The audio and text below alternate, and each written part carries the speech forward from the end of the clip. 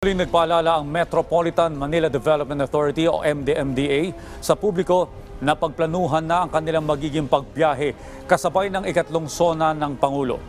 Nauna lang naglabas ang MMDA ng Traffic Management Plan kung saan inilatag nito ang mga alternatibong ruta na maaring daanan ng mga motorista. Ayon po sa MMDA, may bubuksang zipper lane sa bahagi ng Commonwealth Avenue southbound para sa mga opisyal at mga panauhin na patungong batasang pambansa. Simula alas 8 ng umaga, isasara na ang daloy ng trapiko sa Batasan IBP Road. Nag-abiso na ang MMDA sa publiko na sundin ang mga sumusunod na alternatibong ruta.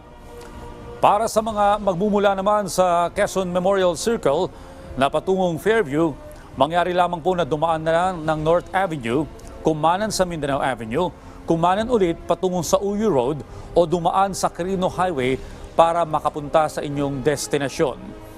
Para naman sa mga manggagaling ng Commonwealth Avenue, mangyari lamang pong dumaan sa Uyu Road o Quirino Highway, kumanan sa Mindanao Avenue at kumaliwa sa North Avenue para makapunta sa inyong destinasyon.